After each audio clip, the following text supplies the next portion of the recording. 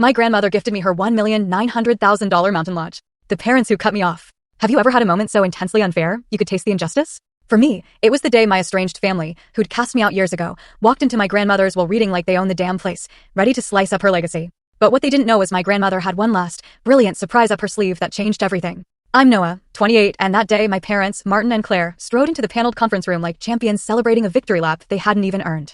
I hadn't seen them in years, not by my choice, but by theirs. So the first thing that hit me wasn't shock, it was a ghost. The scent of my grandmother's lodge clung to their expensive coats, that deep, comforting mix of pine sap and wood smoke that used to mean hot cocoa and chess by the fire, with one missing pawn. They stood behind the big leather chairs at the long oak table, nodding at each other with these business-like grins, as if the lawyer had laid out a platter of success just for them. My dad wore that cool, careful smile he probably practiced in mirrors before job interviews.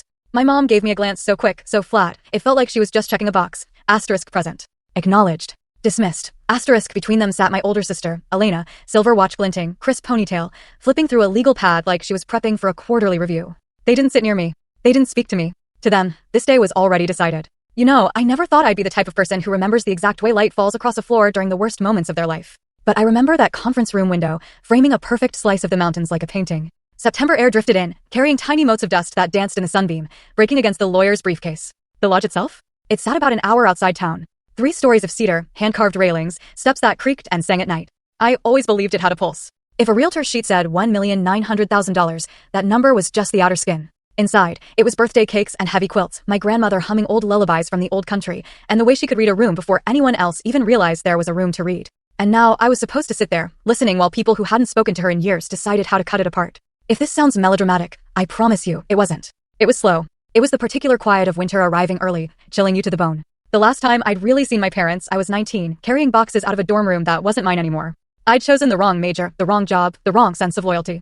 They told me, with that clipped patience people reserve for children who've upset a table full of crystal glasses, that I was making everyone's life harder. That I should move out. Be realistic. They didn't use the word disowned, but they used synonyms: independent, adult, consequences.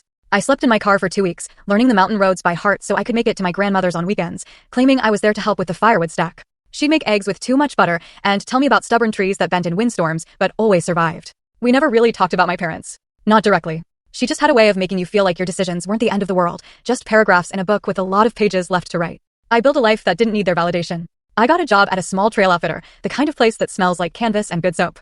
I learned every boot they sold, every seam in each pack. I walked people through day hikes, overnight trips, searches for the perfect sock. It wasn't glamorous.